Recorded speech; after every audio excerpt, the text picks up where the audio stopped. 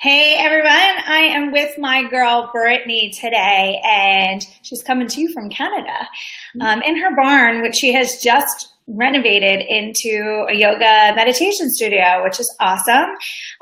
So she's coming from a way more fun and rustic background than mine is.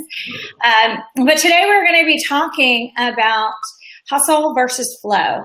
And this is something that we were talking about last week on a coaching call, and really kind of debating and kind of working through the philosophical side of, and I said, you know what, I bet you there's a million people that have these same kind of questions. So why don't we bring our conversation online live for everybody else to be a part of, to ask questions, to get feedback. And so we're going to bring that conversation to you. We're going to kind of pick up from where we left off last week, and we'll revise what we went through already and share that with you. But you know, this is a relevant conversation as people are becoming a lot more conscious and understanding balance a lot more, and understanding the priorities to be successful aren't just work, but you have to foster healthy relationships and a healthy mind and a healthy body. And so before we dive into this juicy, meaty conversation, which takes the old philosophy of motivation into a new philosophy of transformation, I want Brittany to say hello and give a little bit of feedback and background of who she is and where she's coming from and what she's accomplished so far, because she is one successful holistic entrepreneur. Thank you so much, and thank you for having me. Totally caught off guard when you suggested this idea, and I'm insanely flattered and delighted to be here with you and everybody else today. My background is I actually used to be a zookeeper. Which I love. Not what anybody was going to guess. Prior to my entrepreneur journey. And that was like, since I was a little girl, that was my whole like plan in life, to travel the world and save all the animals on the planet. And it still is. I'm still pursuing that, just in a totally different way than I had envisioned. And at the age of 24, pursuing my passion, I realized health and finances were going to be sacrificed. And that's when I was introduced to the concept of residual income, to be able to really live life on my own terms, to be able to give back at a greater capacity, and started to sort of look at different opportunities and options and vehicles to be able to create that lifestyle that I was really ultimately craving. Mm-hmm. I'm a total free spirit, nature nut, health and wellness junkie in every area. Obsessed with yoga, which is why I'm in my yoga pants hanging out on my yoga mat today. And I knew I wanted to have a family as well. So I was really looking for something that could allow that. And I was introduced to network marketing, and for almost 9 years, I've built a very successful network marketing business. And I'm also a real estate investor with my husband. We do all sorts of different aspects of real estate. And so the lifestyle that we've created and the career success that we've had has really come, totally honest, from hustle. And so now in the last 3 years, I've entered into mommyhood. I have 2 beautiful girls who are 3.5 and 1. And since I've become a mom, more so in the last 14 months of being a mom of 2, I've really been forced into letting go. And I have a lot of male energy, a lot of hustle. I love to create, and I love to serve and to sprint in my business, like we were talking about. And but it doesn't work so much when you're a mom, a full-time mom, that's like, I'm so committed to being a totally present, grounded, conscious parent. And so I've been forced into not really being able to hustle and build my business the way I used to, and into the more, this movement that's happening is into flowing. Yeah. So just as a note to anyone who's watching, we have Lena on here, and Leslie and Anna and Kim and Lou and everyone that's tuning in that hasn't said hello to us yet. This isn't a conversation that's just for women or moms or anyone in a specific niche. It's truly for everyone. This is, to me, is one of the biggest shifts around success-mindedness. That's taking from this push, hustle, motivate to how can we live a more conscious life, have a solid relationship with our family and our friends, and still be really successful while being passionate and creating our lives pretty much exactly how we want to. And I have been practicing these principles for many years now, and a lot of my friends and colleagues have proven that these models, that they don't just exist, and we're not just superficially talking about them. They've worked at a very high level and created such incredible happiness and incredible success. So I think one of the most important things to do is really define, at least for me, and I'll let you take the stage after, of what success is as we use it throughout this conversation. Because to me, success is creating a life that you truly are passionate about and enjoying and being fulfilled in pretty much every moment. And yes, there's going to be moments that I have to do things that I don't love to do. But for the most part, I wake up every single day truly feeling grateful and blessed and excited and passionate because I've created the life that I have. And I do believe in financial success and achievements, but it's not the only thing, in my opinion, that defines success, but collaborates with this holistic view of success.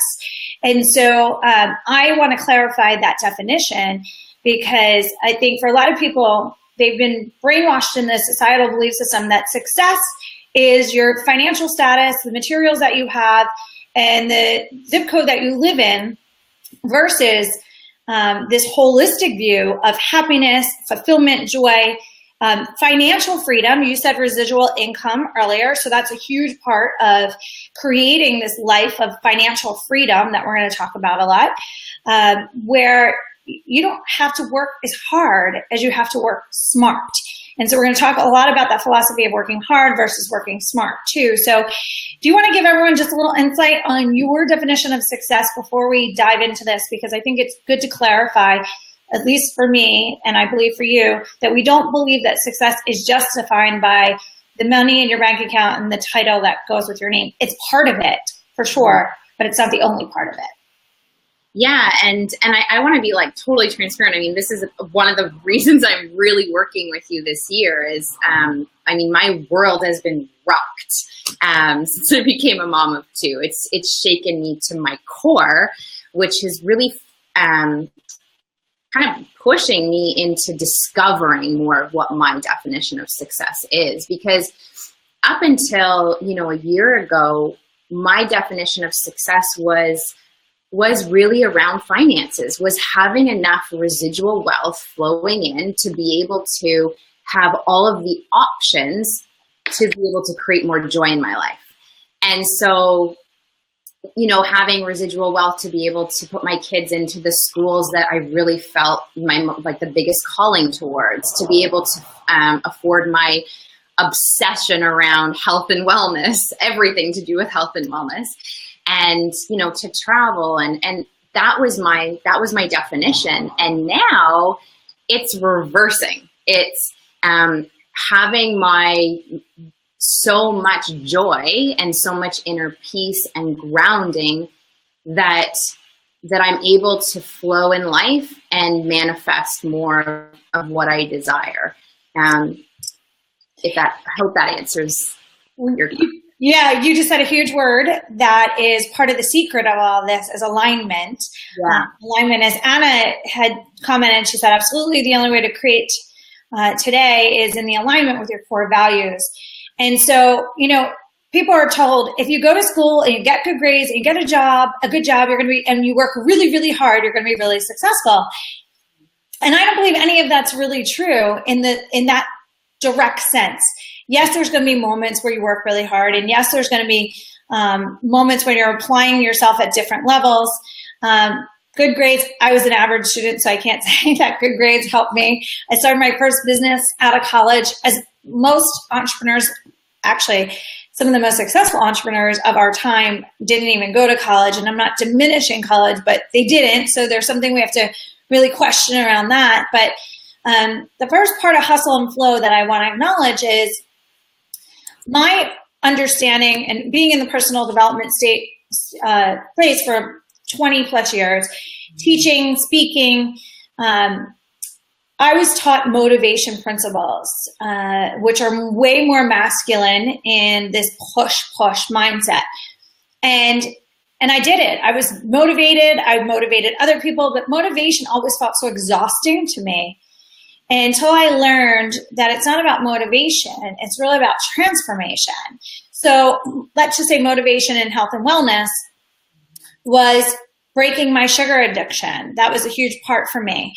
And so to fight my sugar addiction, I was really motivated and working out all the time, like overworking out. And I owned a fitness company, and I was a national level fitness competitor. And when I finally had my twins and I realized the power of energy management, and because of my lack thereof for so long after having them, I transformed my relationship with the sugar, and I stopped eating sugar. And I transformed my emotional connection with it, which then meant I never actually had to work out so hard ever again. And so I went from this motivation to push to get over something versus transformation to live in the process of it, which is so different. This whole mindset of transformation versus motivation. And this is where I believe is our next stage of getting to our higher level potential. And this, I know, is where the moment that you're struggling with right now is that shift of how do I go from motivation to transformation? And you're doing it so amazingly well.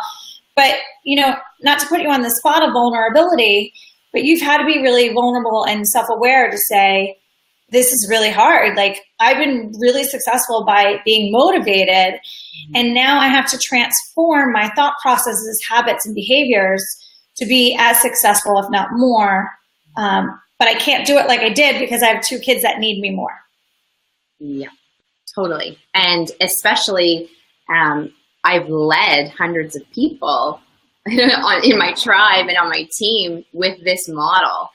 And it's been great, and I love it. And there's this adrenaline rush from it. But as you said, like it's exhausting. And it's funny because I've had, in the last probably 3 months, I've had tastes of the flow and the ease of feeling good and transformation and stuff happening. And I'll actually feel like the old self kind of resisting it, going, wait a second, you didn't get anybody fired up from this, or you didn't motivate yourself from this. How is this happening? And then questioning it, because it's unknown, but I can totally feel the transformation happening. So part of the transformation in this topic today is hustle versus flow, right? So you're really now leading a different lifestyle as you shift from hustle to flow, and then back to hustle and then back to flow. So it's kind of a dance between the two. And last week when we were talking about it, I explained to you how I was a sprinter, and as a sprinter growing up, and as a sprinter in my training as a fitness competitor, sprinting is the most effective form to create a more shredded, lean body mass. And your anabolic state gets stimulated faster, and you get your results faster. But I would back in my crazy fitness days, would work out 6 hours a day, and I was destroying my lean body mass in overtraining.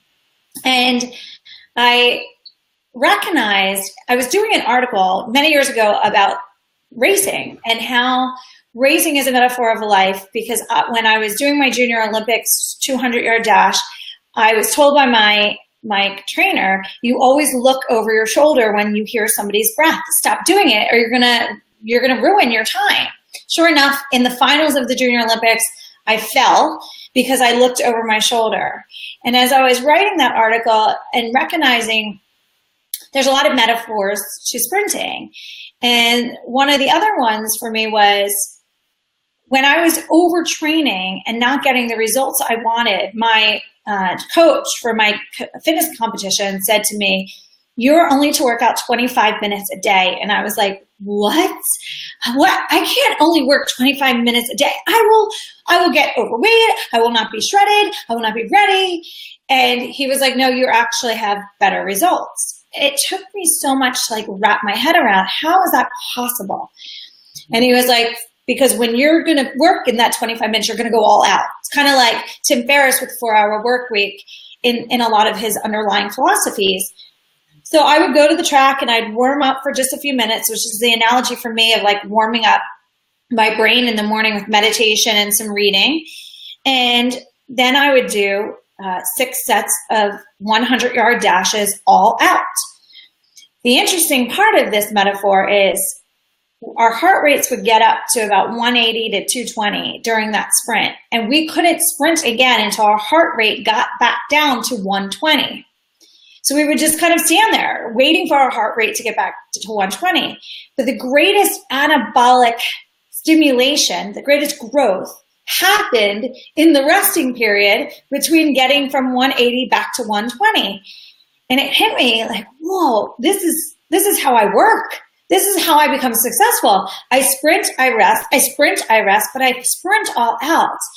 And if we want to talk about hustle versus flow or hustle and flow, I'm hustling, but then I'm flowing at the same exact time.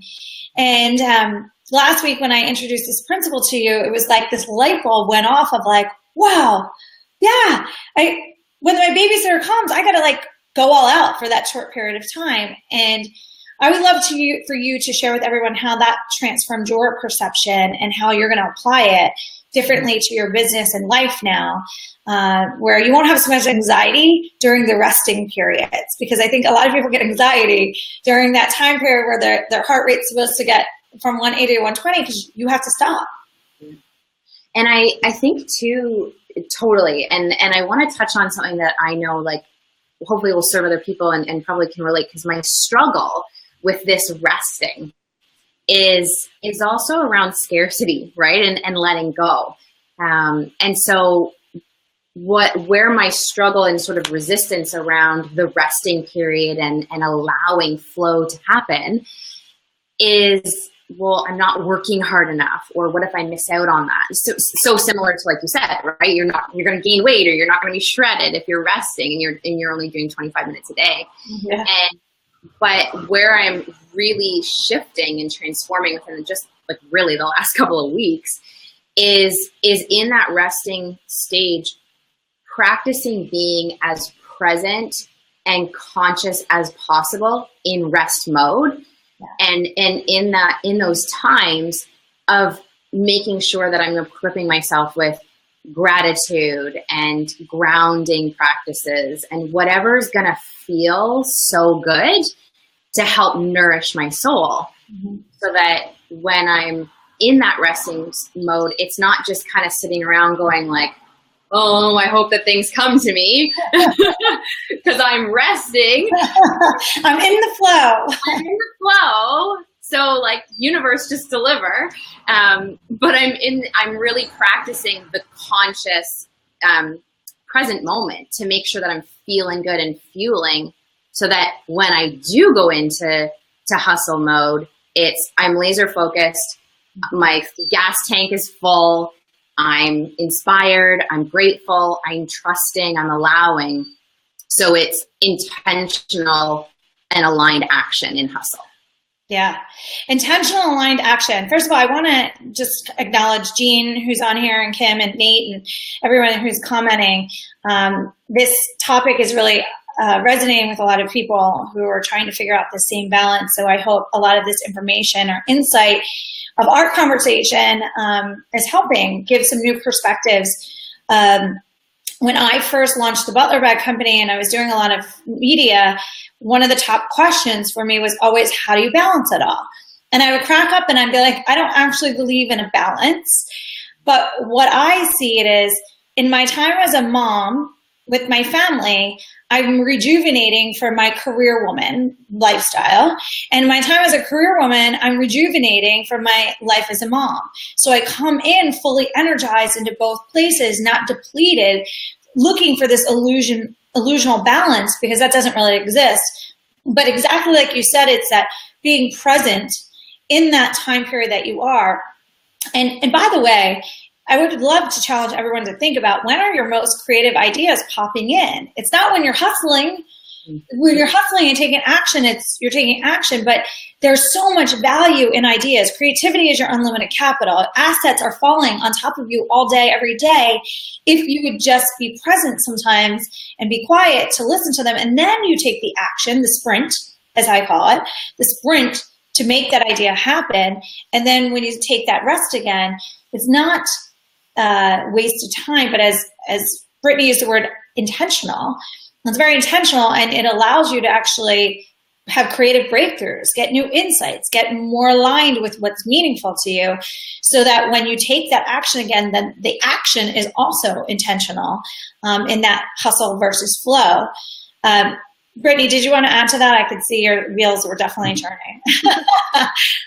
Yeah, and no, I was just thinking, like, it's so true, because since I've really been practicing this more and just trusting that I'm being guided to let go more and to rest more.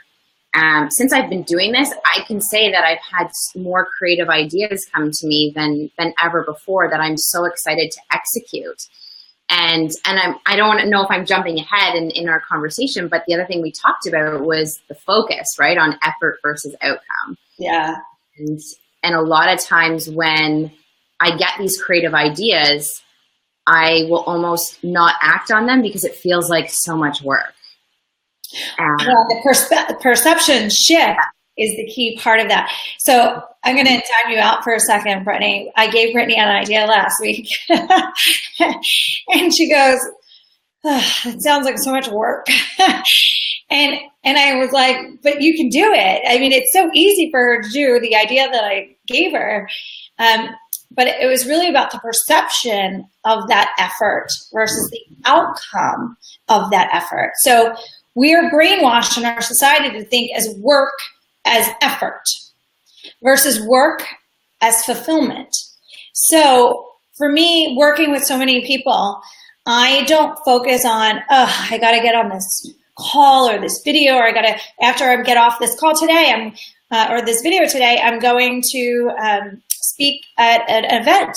And I don't think, oh, it's going to be so much effort. I think, wow, I can't wait to make a massive impact on everybody that I touch while I'm doing this speaking engagement or on this video. And I used to, though, think, oh, it's going to be so much work. And then it felt exhausting. Even though it's the same exact effort now, because I shift the focus to the outcome, it becomes so much more fulfilling. And so I shifted, not by what I was doing. I'm doing the same exact action, but I mentally shift from hustle to flow by just changing the perception. So I would love to know this week how much you've been able to use that principle and shift in how you're seeing things that you're doing, and the mindset, that the feeling of alignment to things that maybe before were work for you are now going to be more flow for you. Huge. In a huge way.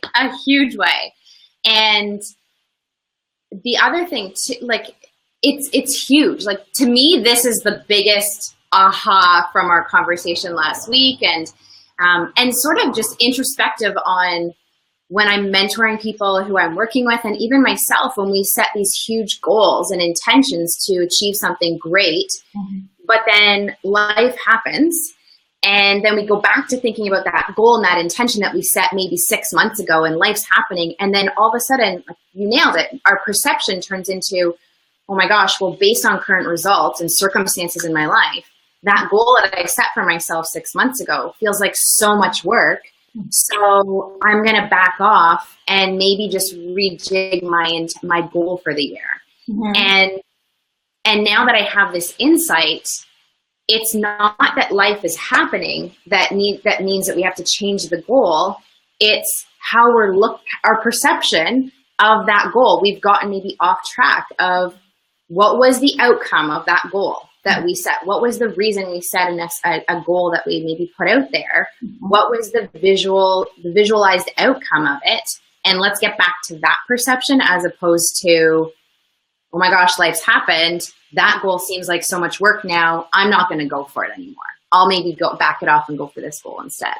Because when we do that, often we wind up disappointing ourselves and feeling guilty and shameful within ourselves. Even if we don't share it with somebody, we feel like we failed. Like, oh, well, there's that goal and I didn't do it. Now, based on what's happening, I can't accomplish it. And I kind of put it out there to everybody that I was going to do it and I didn't do it.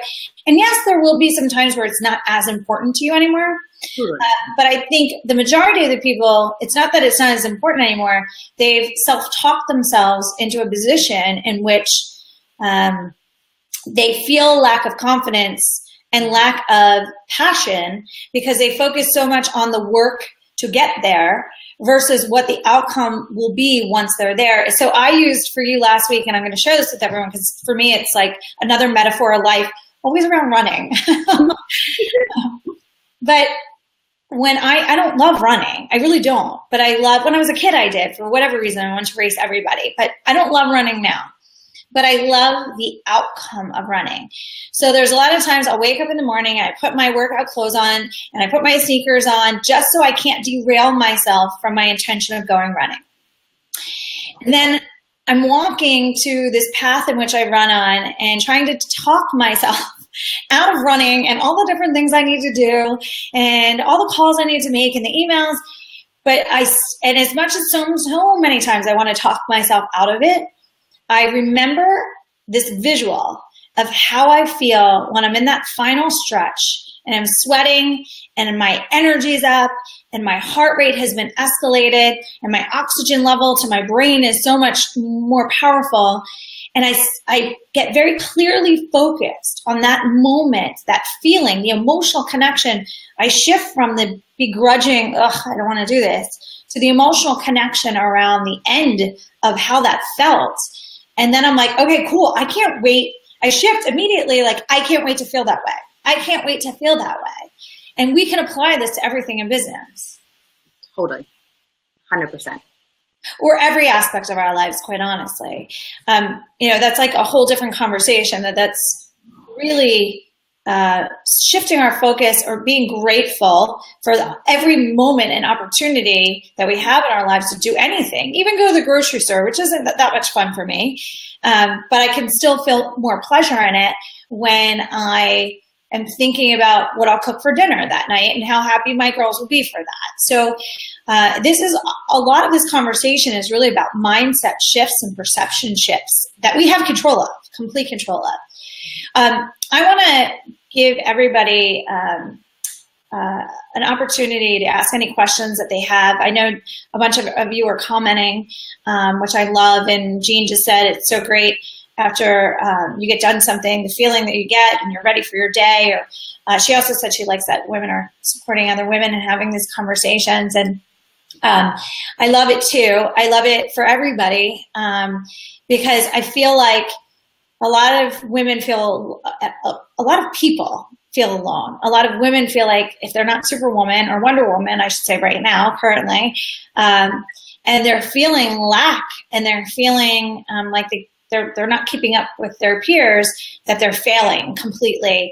And, at the end of the day, there's a little added pressure to be the quarterback of the household. So I am so proud of Brittany because she really had to work so hard at being vulnerable with this because she has been so successful at keeping her life together. So I tell her now, imperfection is really messy. And none of us are perfect. We're all flawed. So I commend you on this next stage. It's kind of like the hot air balloon where, once we get to a certain level and we start to hover, we feel stuck. And we can't get unstuck until we take out another layer of the sandbags, which is our stuff, which is our limited beliefs, which is our fears, which are things that are just holding us back. One of my mentors said to me one day, everything that got you here is exactly what's going to hold you back from getting there. And I was like, wait, what? This doesn't make sense. That's a hard one to swallow, but it's so true. It is so true. So, Brittany, I would love, just being respectful for your time, and love that you jumped on so quickly to do this. But I would also love for you to share with everybody just kind of closing thoughts, philosophies that you have broken through with, that you want to share with everybody that they can apply to their businesses and their lives as a whole. Yeah. The biggest thing, and you kind of touched on it, part of my personal journey is the resistance around, I have had a lot of happiness from the success in my career over the years. And it's how you measure your success. And my tip or my suggestion, I think, and this is what I've been doing that's been helping, is really getting clear on your definition of success, and really just pursuing and being true to you as an individual. And a big part of my journey is the comparison trap. And I work in an environment where I'm surrounded by incredibly inspiring and stunning, mostly women, but men and women. And it's been a really big thing for me to be okay with being a mom. Like, it's been 3.5 years, and giving myself the permission to not hustle and to not push, but to maybe see what happens and have fun with flow and be open to what that experience might look like and what it might bring. So that's kind of where I'm at. And if I could give everybody the permission to just love on yourself and be grateful for where you're at, and pursue, what your definition of success and happiness is. Yeah. And I want to add to that too, because you do this already, but, optimize your body to work smarter, not harder too. So, leveraging not just your creativity, but your energy within your body, and your mind. So your yoga practice, your meditation practice, the way you eat cleanly, for the majority of the time. No, none of us are perfect. Your products with USANA, you are so passionate about USANA because it's the most powerful pharmaceutical grade nutrients and nutraceutical company in the world. And so, so much of this I want to really hit home for people is it's not just about the mindset around it, but it's also how you're optimizing your physiological state. Because if we feel exhausted from eating garbage, we're not going to feel inspired. We're not going to feel like work is flow at all, no matter what our mindset is, because we're drained, physically drained. Or if we're not sleeping well, you have toddlers, an infant and a toddler. So there's times where you're not sleeping well, and you know how much harder everything is when you're not sleeping well versus resting and feeling energized. So really keep in mind, part of this conversation is optimizing your physiological state so that you can optimize your energy management to feel like you're in flow versus working hard. Because for me, the same exact action would feel so much harder if I slept 4 hours versus slept last night 9 hours, which was awesome, which is amazing. And so holding that priority of optimizing your physiological state is so important too. And that's my biggest core value and commitment through everything. And absolutely 100% with that way of living. And I saw a quote recently actually that said, I bend so I don't break. And I just keep hearing it in my mind of like, do more yoga, do more yoga. And that, for me, yoga always brings me back to my sort of true source and being. But 100%. Well, and also one more point I want to make that I think is really important. Your husband is very supportive of you, and you're very supportive of him. And part of hustle and flow, I think, is the person that you're in a relationship, if you're in a relationship, has to be that partner that allows the hustle and flow dance to happen. So when he's in his sprint, you're, holding things together more at home. And when you're in a state of, I need to just escape and regroup, he's there doing it for you. And so for people who are in a partnership, that's the type of partnership that allows this state to happen more. So if you're not there in your relationship, to communicate to be there is really important. If you're not in a relationship, to identify partners that would be able to do that for you, I think is one of the biggest things too. Most people don't realize Sheryl Sandberg's book about Lean In wasn't as much about women, like, obviously it's come to the table, and it wasn't like, I'm woman, hear me more. It was, find an awesome partner who supports your goals and visions. That was one of the key messages of the book that everyone seemed to miss. And I think is a really very valuable thing to address, because that partner allows something that might feel like hustle to feel like flow. Yeah. Yeah. So I want to thank you so much, Brittany, for being vulnerable, sharing this experience that you're going through right now with everybody else, to inspire them to get real, get honest, and start talking about it. I mean, it was really honest and vulnerable for you last week to say, what is this hustle versus flow? Like, I don't know, like, I want to hustle and I don't want to flow. And so here we are with this content that I think really helped a lot of people. There's a question. How do you hold your vision for those creative ideas to execute them into great outcomes in business ventures? I, first of all, have to write everything down as soon as it comes to me, or I'll forget it. So that's a big part of it. And I start to outline action on a board. I have a poster board that's ongoing that I put sticky notes on. And there's sometimes no clarity to the sticky notes. They're just kind of there until I keep moving the pieces on the puzzle together. That's my creative process to bring things. I keep adding let's just say it's an idea for a new product. Then I keep adding to the ideas of the product development and the marketing and the people I need to those sticky notes, to that path of the sticky notes. And so for me, that's my process to get something to eventually get to market. Brittany, do you have anything you want to add to that? For me, it's of course, like, just really internalizing and sitting with and feeling what the outcome is going to look like. Mm-hmm. And then doing, for me now, like in this state of life and this new way, would be to do something that's going to really feel good. So either go for a big hike with my girls, do yoga, get clear, and then a lot of journaling, writing it down, and then again, putting together the action pieces and finding joy in the action towards that creative idea that I have to make it come into fruition. Yeah, finding joy in it because you're focused on the outcome, not the effort.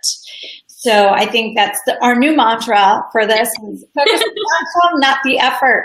Anyway, I want to thank you so much and thank everyone for being on here and joining, and loved the dialogue and the comments from everybody, and continue it, keep going on Facebook if you have any questions, comments. I think that this is just the beginning of this type of conversation that we can keep going, and people can start adding new insight and perspectives to get us to, I don't have to work really, really hard to be successful, or I'm not going to just sit on my couch all day and hope everything comes. But finding that dance in the middle between the sprint and the rest. Thank you all so much. Talk to you guys soon. Bye. Bye.